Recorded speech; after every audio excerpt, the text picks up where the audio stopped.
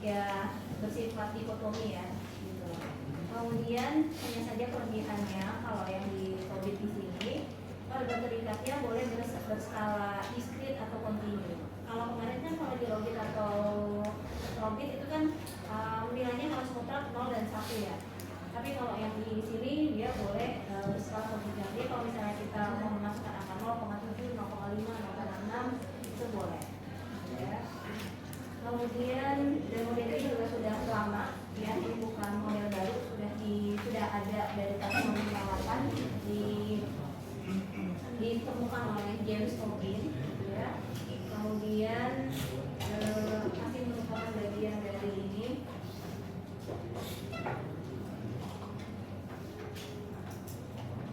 Nah, hanya saja kalau di dalam regresi Tobin ya, ini ada batasan yang namanya threshold ya.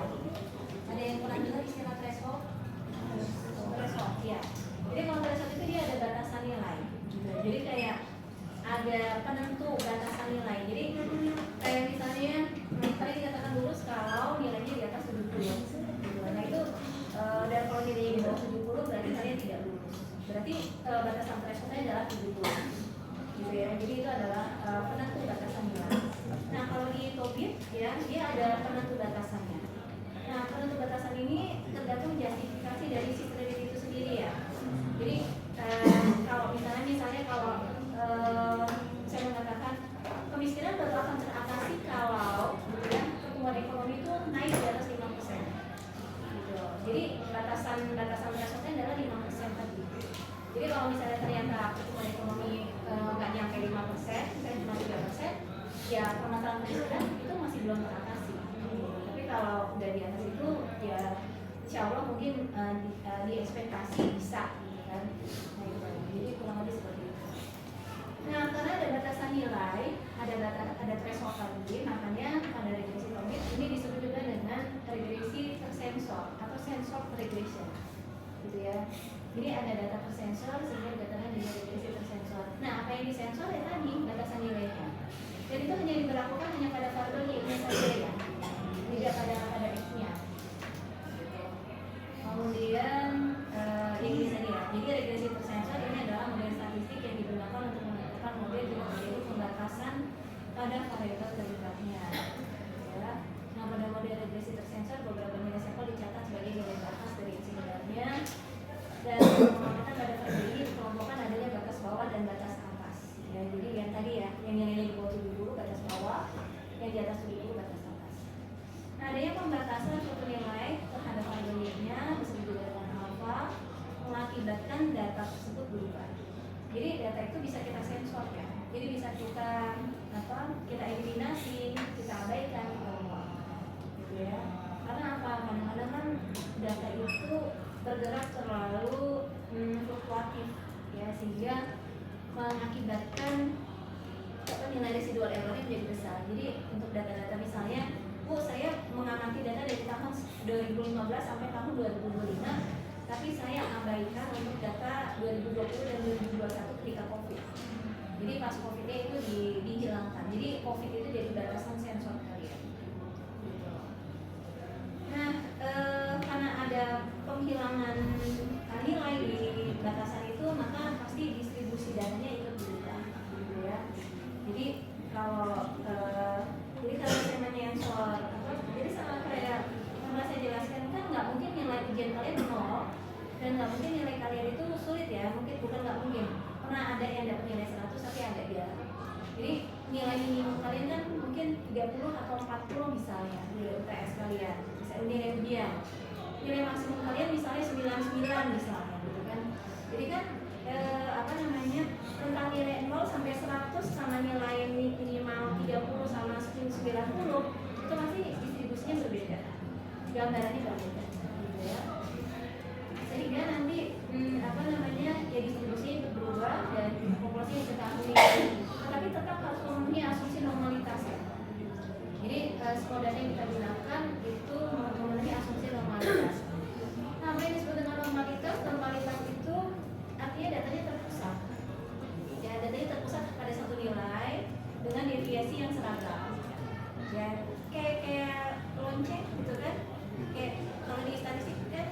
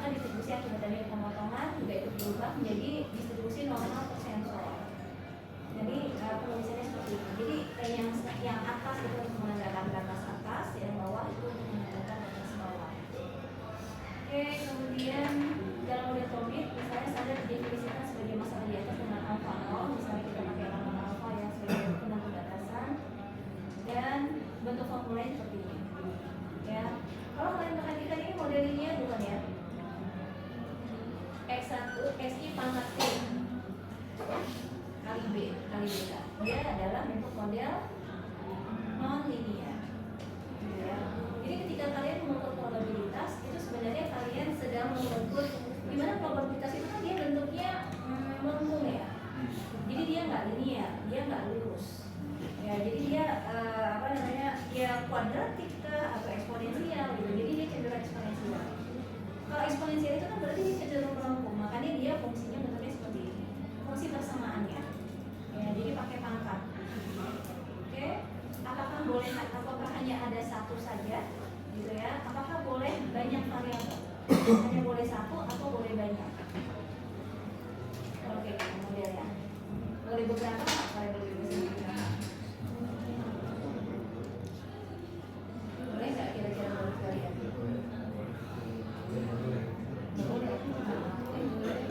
Ini adalah boleh. Jadi ini akan ada banyak ya. Nah, karena dia pendekatan linear, kita tidak bisa menggunakan model OLS biasa. Ya, karena pendekatan linear kita tidak bisa mengestimasi dengan menggunakan pendekatan OLS, tapi sama kayak yang logis sama mobil. Jadi kita menggunakan pendekatan maksimum likelihood. Ya, di sini disebutnya adalah pendekatan maksimum likelihood, sehingga bentuk persamaannya jadinya seperti ini. Gitu ya. Jadi persis mirip kayak model mobil ya. Kenapa sih ada kotak-kotak kayak gini gitu ya? Sebenarnya ini untuk menentukan batasan limit bawah dan atasnya ya. Jadi pakai ada gambar kotak ini tuh ini sebenarnya untuk menentukan batasan limit atas dan bawah.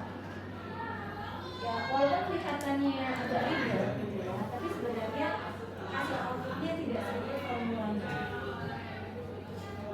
Oke, ini saya ambil dari tuntunan bimbingan saya sendiri ya. Jadi dia mengawali penelitiannya dengan mengukur efisiensi pada beberapa program pemberdayaan zakat di salah satu kelas yang ada di Indonesia. Ya, karena kan setiap kelas itu kan punya beberapa program ya, program pemberdayaan gitu ya. Ada program di bidang pendidikan, program bidang ekonomi, bidang kesehatan dan lain sebagainya. Dan dari sekian banyak program itu dia melihat mana program yang paling efisien. Langkah pertama yang dilakukan adalah dia menghitung dengan menggunakan pendekatan metode dia. Ada yang tahu dia? Sedang apa? BEA tulisannya. Data environment analysis. Ya. Itu adalah metode yang digunakan untuk mengukur efisiensi. Dia aku tahu yang banyak OB itu. Jaga OB itu kan ada tuh yang dikit-dikit Pak. Yang ada pokoknya. Hasilnya nanya nggak? Masih.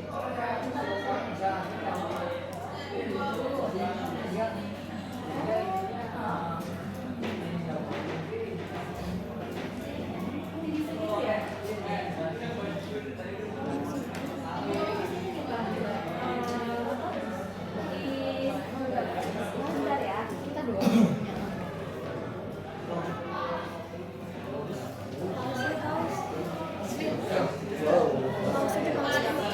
Biar lo adalah menggunakan metode BEA dulu untuk efisiensi gitu ya. Jadi apa penyebab ketidakefisienan dari beberapa program pemberdayaan tersebut. Kemudian setelah itu saya meminta untuk melihat lebih jauh gitu ya, apa penyebab ketidakefisienan gitu ya. Jadi kan angka efisiensi itu nilainya berada dalam rentang 0 sampai dengan 1. Kalau dia mencapai nilai 1, dia efisien. Tapi kalau kurang dari 1, inefisien. 0,7, 0,8, 0,9 gitu ya. Sehingga saya ingin mencari tahu. Sehingga di sini dia mencoba untuk menganalisis lebih detail mengenai faktor-faktor apa yang mengakibatkan ya mempengaruhi tingkat efisiensi beberapa ya ini kelima program pemberdayaan yang diteliti dengan menggunakan COVID. Nah untuk COVID ini dia memang hanya bisa menggunakan EView saja, jadi dia nggak bisa pakai SPSS. Nah, ini variabel-variabel yang digunakan ada 8 ya. Jadi yang di sini adalah tingkat efisiensi. Nah ini kalau dia itu kan dia perbandingan antara output terhadap input ya. Inputnya adalah biaya personalia, biaya operasional dan sosialisasi. Sedangkan outputnya adalah penghitungan dana zakat, dana infak sedekah, distribusi dana zakat, infak sedekah dan total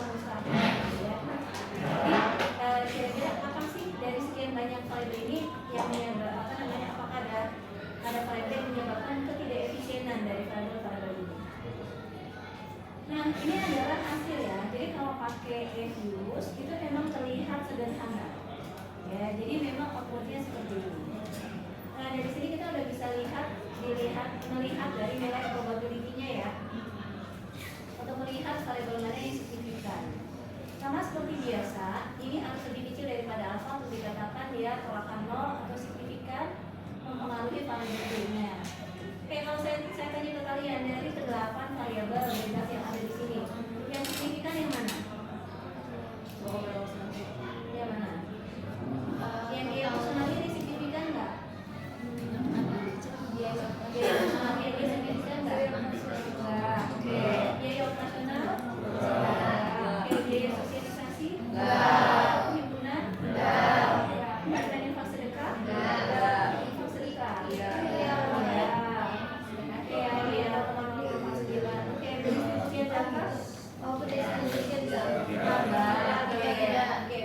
Pendistribusian infak sedekah dan total mustahik ya. Jadi ada berapa oke, di sini kenapa dia pakai Z statistik, kenapa dia nggak pakai T statistik? Di sini kenapa dia pakai Z statistik, kenapa dia nggak pakai T statistik? Kapan dia pakai distribusi Z, kapan dia pakai distribusi T? Jika populasi diketahui rasio. Jika populasi diketahui atau tidak?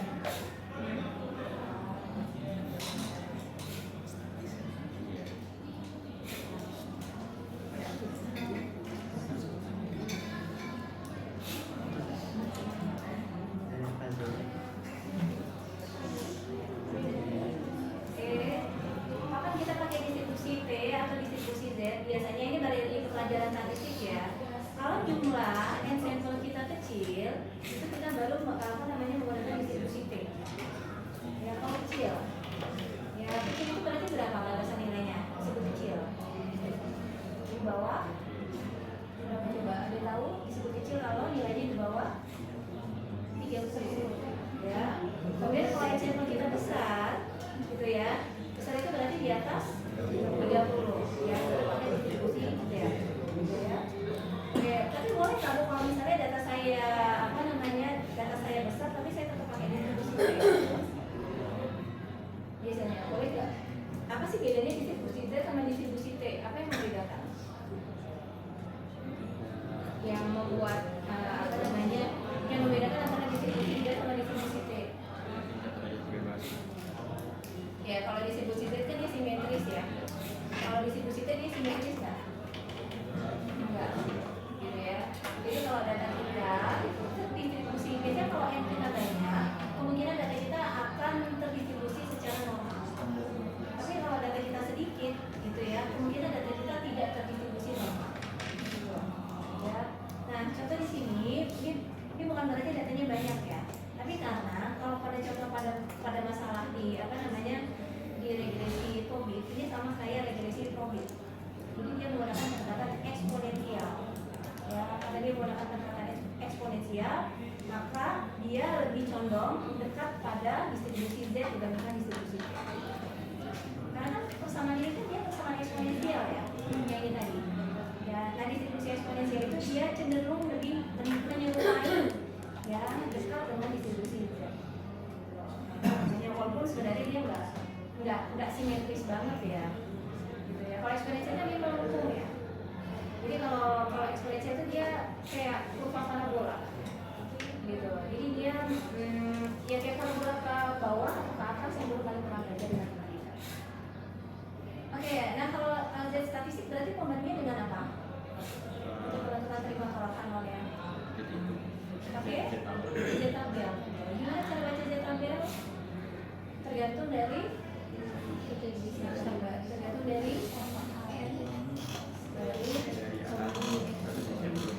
toleransi.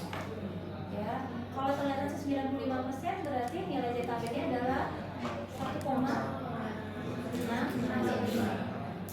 Ya, kalau tadi ya 99%, itunya nilai Z tabelnya adalah 2,58.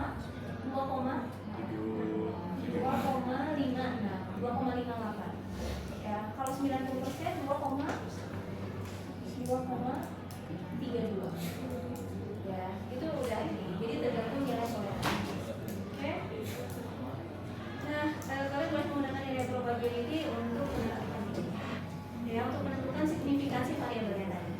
Oke, nilai koefisien karena dia masih berbentuk persamaan non-linear, maka kita tidak bisa langsung menginterpretasikannya seperti biasa, tapi harus gimana cara mengkonversi dari sesuatu yang non-linear menjadi linear. Cara mengkonversi sesuatu yang sifatnya non-linear menjadi linear pakai apa? Pakai apa? Itu udah ada di depan tulisannya. Itu udah ada rumusnya di depan. Itu apa? Bilangan apa? Yang kan ada ya. Apa itu dengan cara eksponensial, mengeksponensialkan. Ya, angkanya dieksponensialkan supaya berubah ya menjadi satuan koefisien yang bisa diinterpretasikan secara linear. Diubah tuh, ya dieksponensialkan jadi pangkat sekian. Ya, jadi kalau yang di sini yang saya tulis sama kayak dulu nih waktu di login sama Corbit ya. Ya ini mengubah sesuatu yang dari linear menjadi linear. Pangkat ditambah beta 1 x1 ditambah beta 2 x2 dan seterusnya. Kalau kita tidak ada angkanya, itu tinggal kita masukkan saja angkanya. Ya. Kemudian untuk mendapatkan nilai masing-masingnya, kita pisah ya. Pangkat sekian, pangkat sekian, pangkat sekian, pangkat sekian. Ya, nanti kan dapat nilainya. Ya. Nah, nilai-nilai yang baru bisa kita interpretasikan seperti biasa.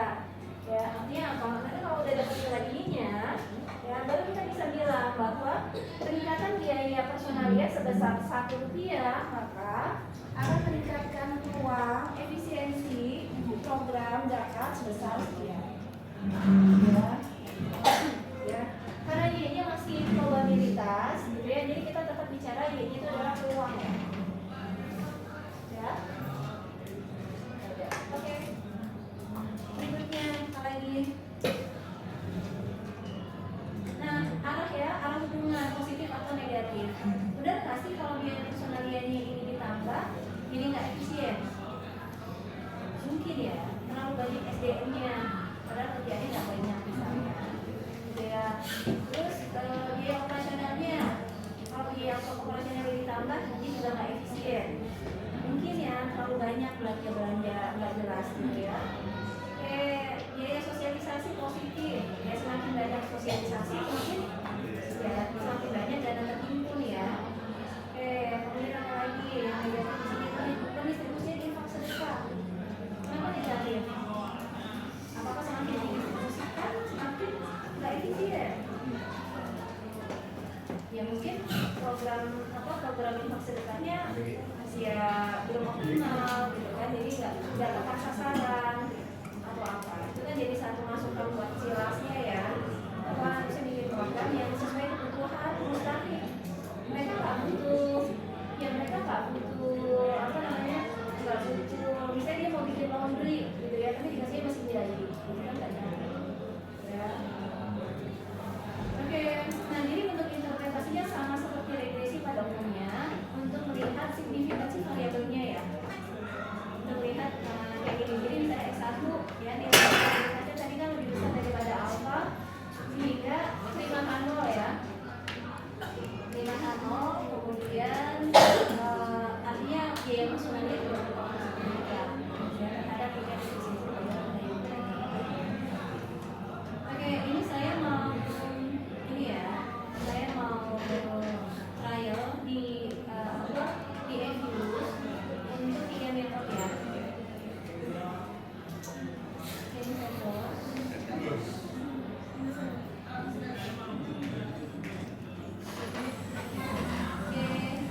Jadi kita komparasi antara audit dan audit di sini ya. Audit data eksperimen.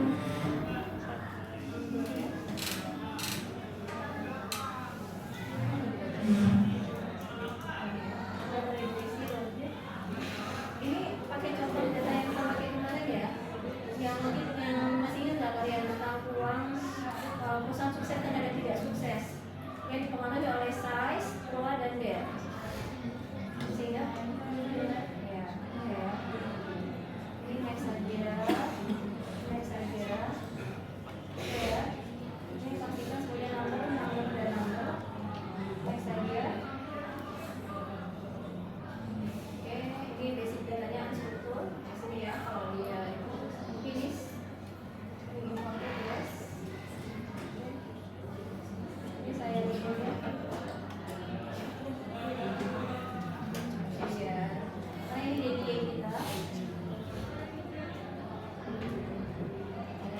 probability ini ya, probability perusahaan sukses atau tidak sukses.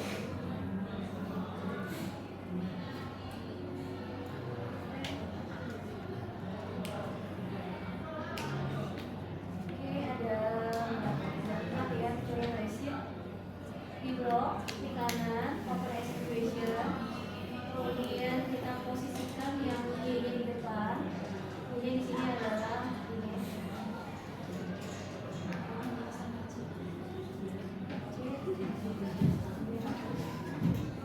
Oke, di metode ini kita ganti ya. Di sini ada yang namanya binary.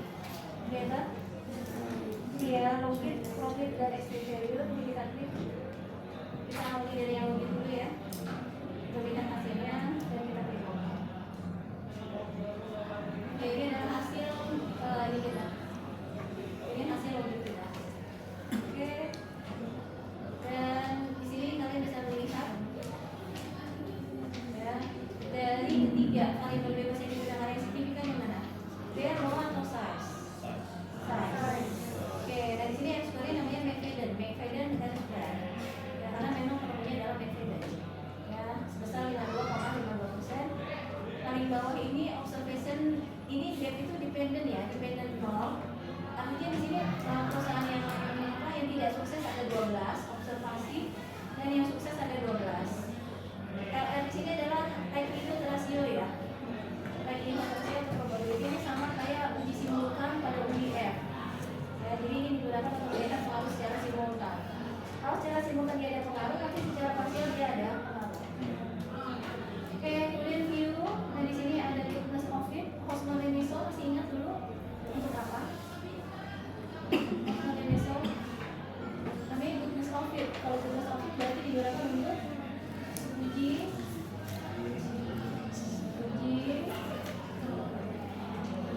kelayakan model. Ya, oke. Dikatakan lain kalau apa? Dikatakan lain kalau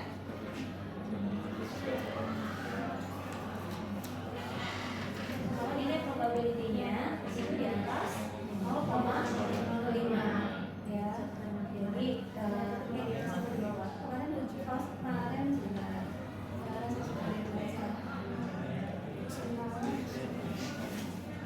Nah, kita cukup patokannya yang di bawah yang di saat ini maksudnya Hosmer-Lemiso. Ya, ini atau nilai probability-nya. Kalau nilai probability-nya sudah di atas 0,05, kita katakan bahwa model layak atau model mampu menjelaskan distribusi data. Ya, dicatat ya. Jadi jangan ada bingung. Apa itu apa Hosmer-Lemiso? Ya, uji yang digunakan untuk mengecek ya uji yang digunakan untuk mengecek apakah model mampu menjelaskan distribusi data. Ya, mampu menjelaskan data, distribusi data.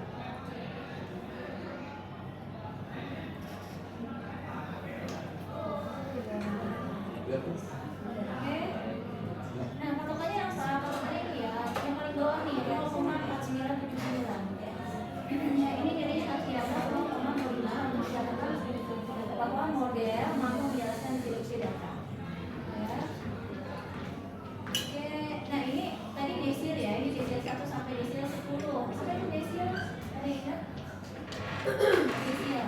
Apa bedanya desil, persentil, sama kuantil? Desil membaginya berapa? 10. Persentil 100. Kuantil? Kuantil? Ya, kan 25, 50, 75, 100.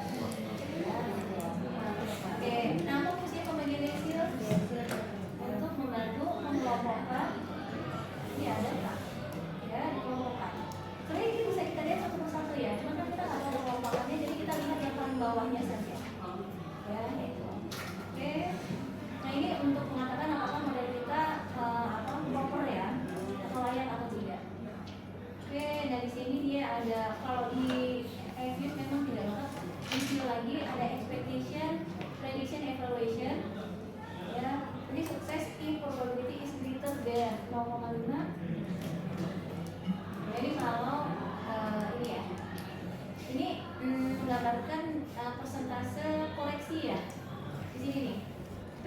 ini adalah probability ya. Oke, itu adalah expectation. Ya. Nah di sini kalau dia 0 itu dependent 0 dan dependent 1 kan kita punya dua ya, punya media ya. Gitu. Artinya di sini apa namanya model logit itu mampu menjelaskan sebesar 91,6% pada kondisi perusahaan yang tidak sukses. Ya ini kan yang dia punya yang tidak sukses. Dan mampu menjelaskan model logit mampu menjelaskan sebesar 83,33% pada kondisi perusahaan yang sukses. Ini yang satu. Ya ini kan kondisi yang sukses, ini yang gagal, ya tidak sukses, ini yang sukses. Ini adalah persentase koleksinya. Kalau kemarin kan ada percentage collection ya. Kalau di SPSS masih ingat? Lupa. Ada overall percentage masih ingat? Ya, kalau di SPSS dia ada. Ya, kalau di EVIS bentuknya kayak gini. Ya, jadi dia mampu menjelaskan per kondisi. Ya, nah itu. Jadi dia mampu menjelaskan kondisi kegagalan perusahaan sebesar 91,67 dan kesuksesan perusahaan sebesar 83,3. Oke. Nah, di sini saya mau freeze dulu ya. Mau freeze karena mau saya komparasi. Di freeze itu dibuktikan berarti dia nggak bisa diutak-atik lagi ya. Baru dingin, kita kasih dana regresi. Oke, ini outputnya. Sekarang mau saya estimate ulang, tapi saya ganti ke produk. Oke, ini output. Oke, kalau kalian komparasi dilihat dari angka koefisiennya sama atau beda? Yang ini, yang sebelah kanan, ya, ini adalah probability. Oke, dari angka koefisiennya beda ya. Oke, nilai probability-nya sama atau beda? Beda. Tapi kalau kalian perhatikan, tingkat signifikansi variabelnya sama atau beda? Sama. Yaitu sama-sama di size. Oke, kemudian kalian perhatikan McFadden-nya. Lebih bagus yang mana? Yang lebih bagus yang besar atau yang kecil? Yang besar yang mana? Profit atau profit?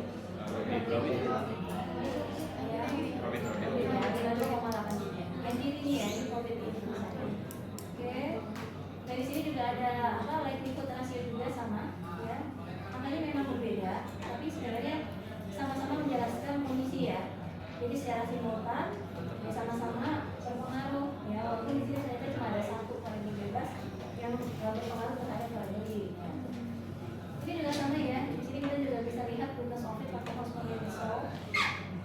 Ini sebenarnya bisa kita ubah-ubah, ya. Tapi biasanya saya ngikutin yang disarankan oleh Evius ya. Jadi Evius lebih paham kondisinya. Oke. Kemudian kita lihat Housman Resultnya masih memenuhi nggak? Di sini probability di atas atau di bawah 0,5? Di atas. Berarti kalau dia mampu Oke, kemudian expectation-nya memang kalau di Evius kelemahannya adalah ini ya, ini sama ya. Ini yang profit juga 91,6 dan 83,3 sama kayak logik tadi ya. Ini angkanya masih sama. Oke, jadi saya balikin lagi ke sini, mau saya freeze. Ya, ini di freeze, baru gini. Ini adalah regresi. Oke. Jadi kita punya dua ya. Oke.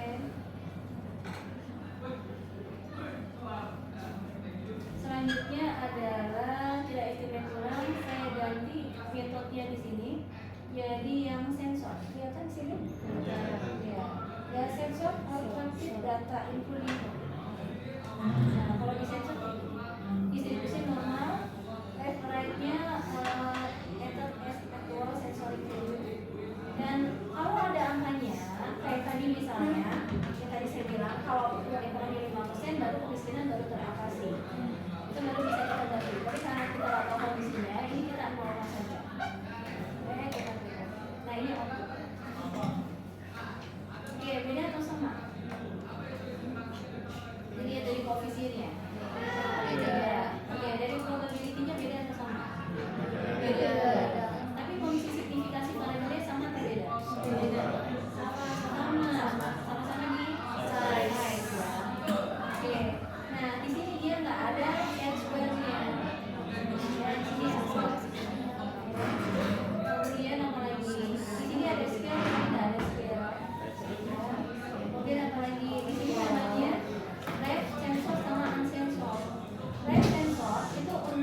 0 untuk yang gagal. Kebetulan angkanya sama ya, sama-sama 12 ya. Yang unsensor ini ya untuk yang bedanya sama dengan 1. Oke.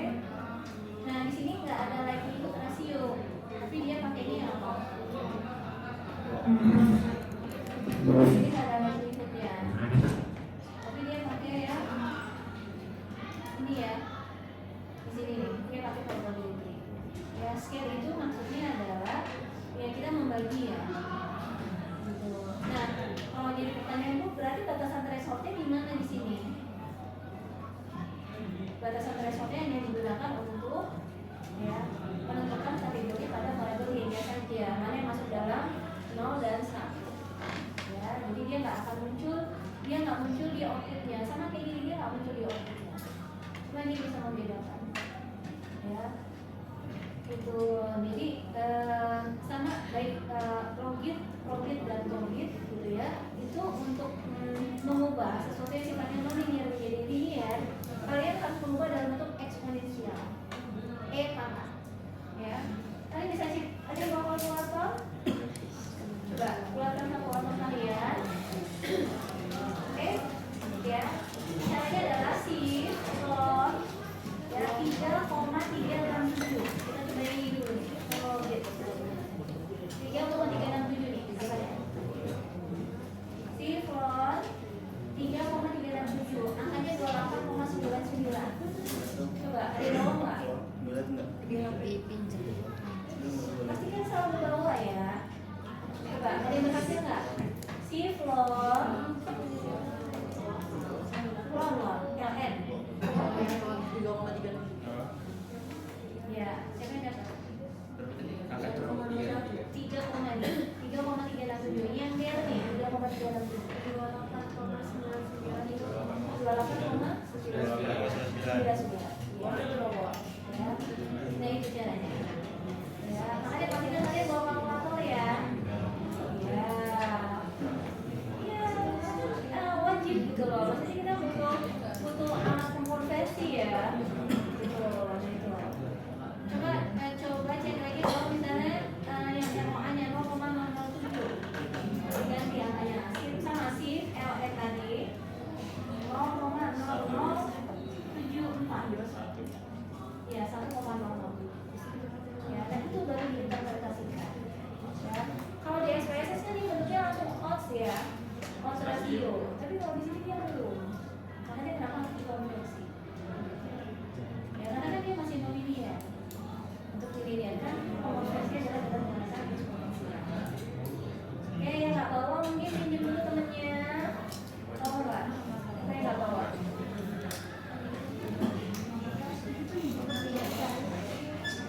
Oke, kenapa lagi pusing? Tidur? Iya, kenapa lagi pusing? Kenapa? Mama nggak? Ngantuk? Habis belajar? Habis apa? Habis nonton bola? Gimana Lagi sehat? Lagi kurang sehat? Soalnya tadi tidur kenapa masuk? Kenapa merasakan masuk? Iya loh.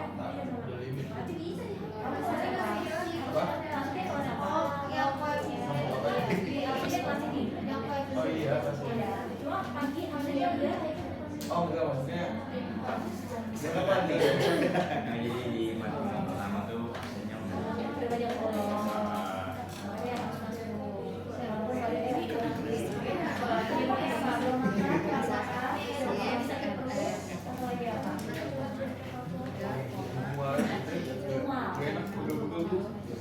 Habis ngapain ya? 8,9. Ya, yang nggak apa-apa boleh pinjem ya, boleh pinjem nanti ya.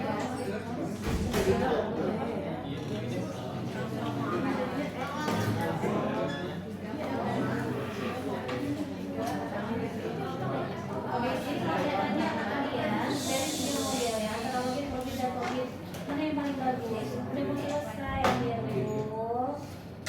Kenapa kamu telat banget? Ini baru mau absen. Ya udah, gimana dong? Ya udah. Lagian kamu ini jam 2. Kan udah cepat. Dari pagi Dia udah kamu ikut kelas F aja besok. Ya. Iya. Ya. Oke, kalau saya tanya dari 3 model mana yang paling bagus? Robit. Oke, Robin atau Robin? Robit. Ya. Robit. Oh, ini dari kalau yang Robin dia nggak ada ini ya, jadi dia nggak ada apa namanya, dia nggak ada kosmolemisomnya. Apa? Ya, jadi dia langsung kategorikan kategorisasi satu. Jadi bentuknya hanya kayak gini saja. Tapi dia nggak bisa menggambarkan nilai besaran probabilitasnya. Kalau antara Robin sama Robin tadi bagusan yang kalau misalnya baru Robinnya Robin lebih gede ya ininya ya, jadi ya yang Robin kan 52,52,83 ya. Oke. Oh, dari Masih. Nah, pada saat kapan kalian pakai Robin, pada saat kapan kalian pakai Robin, dan pada saat kapan kalian pakai Robin. Karena pakai Robin, Robin atau Robin. Kalau apa? Bagusnya dilihat dari mana ini? Bagusnya. Kalau yang Robin itu tadi ya, karena dia ada thresholdnya. Kalau kalian punya suatu batasan nilai tertentu, atau kalau data Y-nya kalian itu sifatnya datanya kontinu, tapi antara 0 sampai 1 ya, nggak boleh di atas 1. Itu 0,5, 0,4, 0,7 itu masih boleh. Tapi kalau yang COVID sama COVID itu kalau yang apa namanya, kalau nggak dia kalau COVID atau COVID dia tidak ada batasan nilai. Ya, tapi dia nilainya mutar ya 0 atau 1 saja. Dia nggak boleh 0. Dia harus diskrit angkanya. Y-nya. Kalau yang COVID sama COVID. Ya. COVID sama COVID. Nah, karena beda distribusi, yang satu pakai distribusi Z, yang satu pakai distribusi normal. Ya, ini dipakai lah. Yang satu pakai distribusi. Sebenarnya kalau yang logik dia pakai distribusi binomial ya. Kalau ini pakai distribusi normal. Makanya di sini tadi yang saya tanya kenapa dia pakai Z statistik, kenapa dia nggak pakai T statistik. Ya. Tapi kalau yang kita buatkan di Fuse, dia tetap Z statistik. Ya, karena tadi anggapan bahwa datanya itu harus berdistribusi normal. Ya. Nah, maka pakai logik kalau ya atau ya karena dia apa namanya, kalau minumnya itu kan biasanya apa? Contohnya kalau misalnya kalian punya 5 pilihan, punya 5 baju dengan 3 celana, gitu ya. Jadi kalian bisa pas-pasan dulu. Atau kalian punya 5 pilihan, tapi kalian cuma milih 2, gitu. Itu biasanya kalau yang minumnya. Jadi artinya ada kemungkinan, ya ada kalau yang logit dia menggambarkan probabilitas kemungkinan terjadinya sesuatu berdasarkan satu kejadian tertentu. Ya, menggambarkan probabilitas kejadian atas ini ya. Dia menggambarkan probabilitas pada satu kejadian atau pada beberapa kejadian. Tapi kalau yang probit dia yang diukur sebenarnya adalah marginal efek ya. Yang di sini yang di probit. Sebenarnya yang diukur di sini adalah nilai marginal efek. Jadi efek perubahan ya. Efek perubahan. Tapi kan di sini nggak bisa kita langsung ketahui kalau kita nggak tahu nilai awal dan nilai akhir ya. Jadi harus bikin persamaannya dulu. Harus tentukan nilai X awalnya, tentukan nilai X akhirnya, baru bisa dihitung marginal efeknya berapa. Jadi tahannya ada. Jadi ini untuk marginal efek, ini untuk out ratio ya. Kalau ini, makanya sebenarnya lebih gampang pakai SPSS dibandingkan kalau pakai Fuse. Dan SPSS jauh lebih komplit, ya lebih banyak. Jadi setiap kejadian itu dia muncul probabilitasnya masing-masing. Jadi dengan Fuse yang langsung jadi satu. Bingung?